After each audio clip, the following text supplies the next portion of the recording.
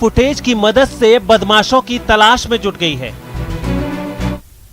तो विधायक भंवरलाल शर्मा मौजूदा सियासी घटनाक्रम पर प्रेस वार्ता कर रहे हैं, दिखाते हैं सीधा। अपने आप को हाईलाइट करने के लिए किसी प्रकार का सगुआ फेंक देते हैं ताकि वो व्यक्ति चर्चा में रहे। नहीं, वो कह रहे हैं कि उनके काम नहीं हो रहे। कल हरीश मीणा ने कहा और कई जो विधायक हैं सचिन पायलट जी के साथ में, वो कह रहे हैं कि हमें टारगेट करके कि वो पायलट के साथ हैं इसलिए उनको टारगेट करके उनके काम नहीं किए जा रहे हैं। हरीश मीणा ने भी कहा कि पायलट के साथ होना कांग्रेस के खिलाफ होना नहीं है।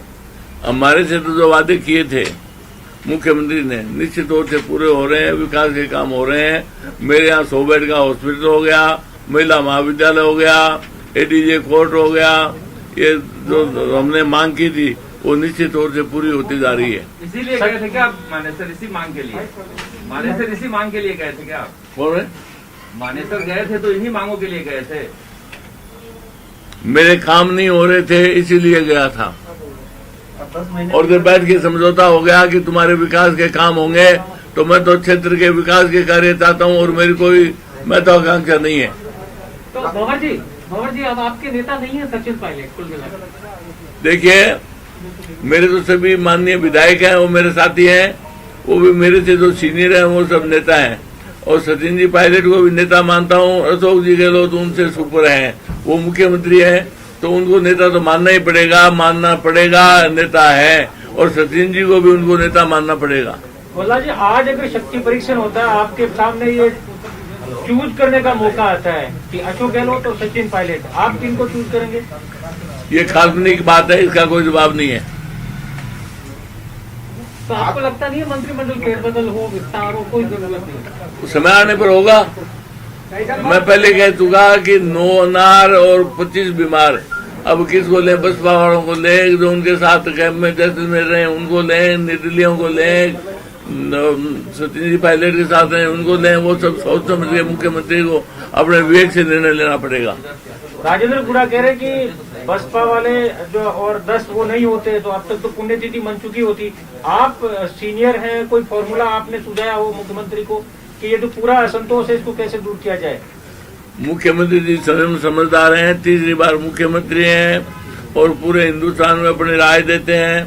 प्रधानमंत्री जी को भी अपने मन की बात कहते हैं और उसको मनवाते भी हैं।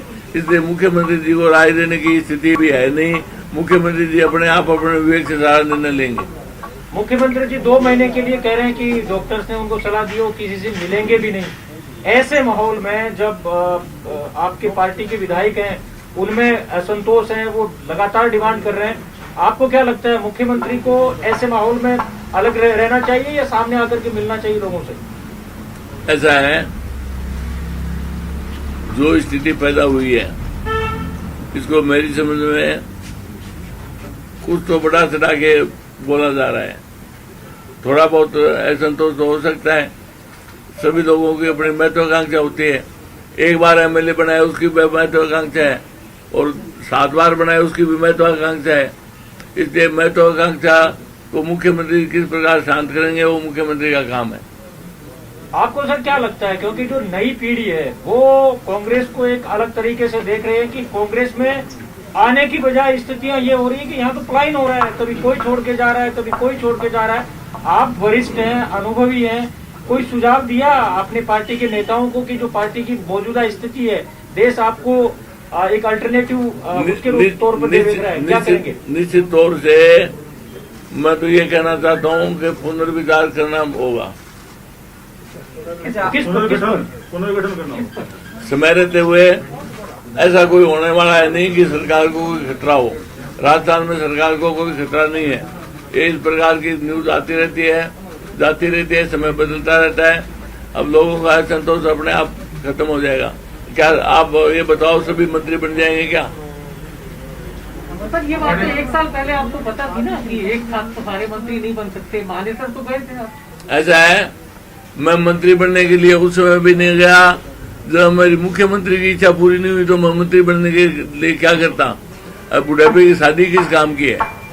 इसलिए मुझे तो ये सब नहीं चाहिए। मुझे तो मेरे क्षेत्र का विकास चाहिए, क्षेत्र के विकास के कार्य चाहिए। न डरिए न डराइए, सच जानिए और वही बताइए।